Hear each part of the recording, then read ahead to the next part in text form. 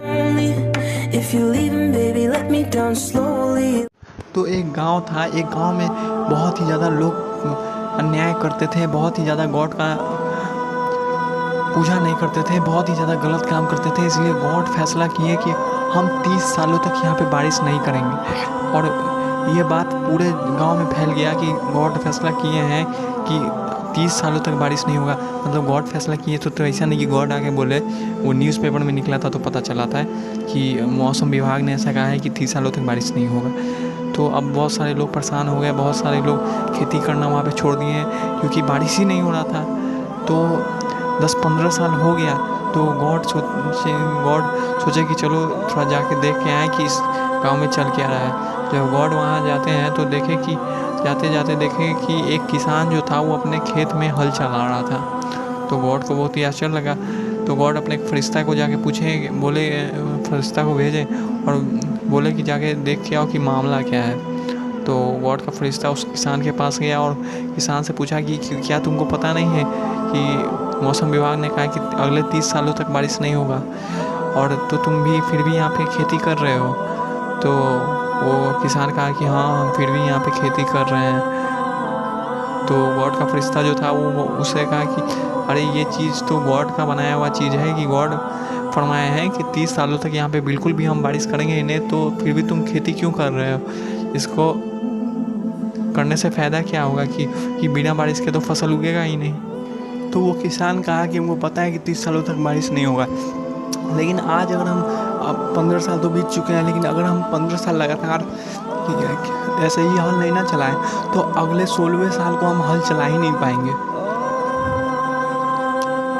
तो बात क्या है कि कंसिस्टेंसी का, कि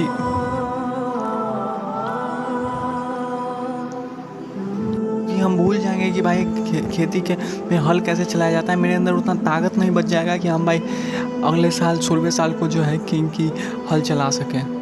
तो ये सब बात जो था फरिश्ता गया और गॉड को बताया, और गॉड इस सब बात को सुन के बहुत ही ज़्यादा खुश हुए और वहाँ पे बारिश करने लगे और बारिश करवा दिए और आगे चल के सब ठीक हो गया। लेकिन इस कहानी का मतलब क्या है, इससे पता क्या चलता है?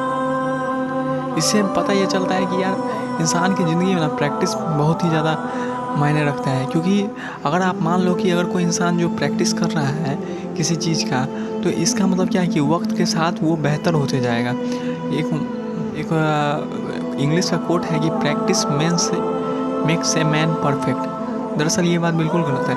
प्रैक्टिस से कोई इंसान परफेक्ट नहीं बनता है, प्रैक्टिस से चीज़ें बेहतर होते चली जाती हैं। प्रैक्टिस से जो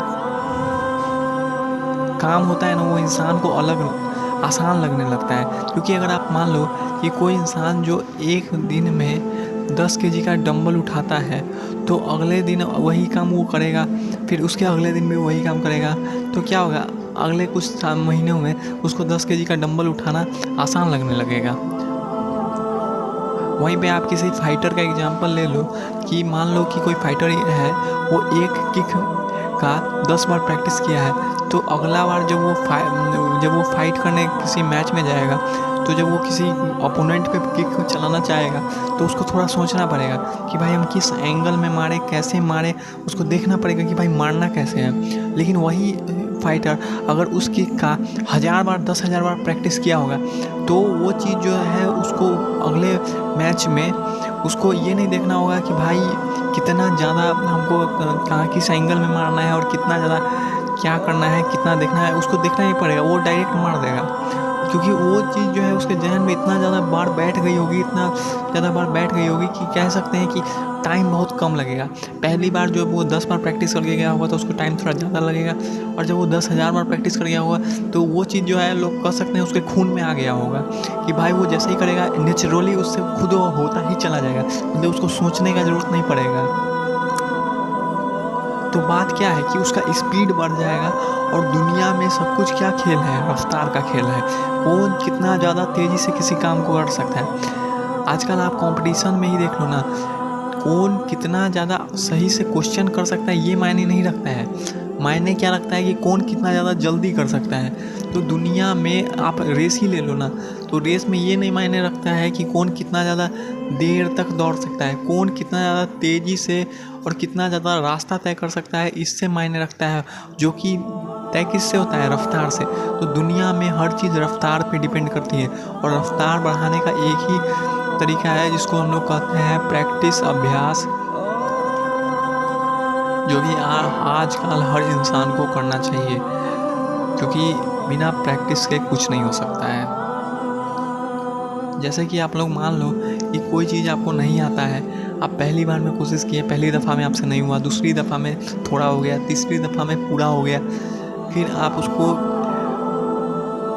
10 बार और कर दिए, तो अगला बार जब आपसे कोई वो चीज़ पूछेगा कि भाई ये कैसे होता है, तो आप उसको ऐसे बताओगे जैसे लगेगा आप उसमें PhD कर लिए हो। तो ये होता है प्रैक्टिस का कमाल का अलामत। इसको लोग बहुत ही कमाल का अलामत और आश्चर्यचकित वाला बात समझते हैं। लेकिन आपको हम बताएं, अगर कोई इंसान किसी काम को एक सही तरीके से और एक अच्छे वक्त के साथ ज़्यादा समय तक प्रैक्टिस करता रहे ना, तो वो उस काम में उतना ज़्यादा बेहतरीन हो जाता है जिसकी बाकी लोग सिर्फ कल्पना ही कर सकते हैं।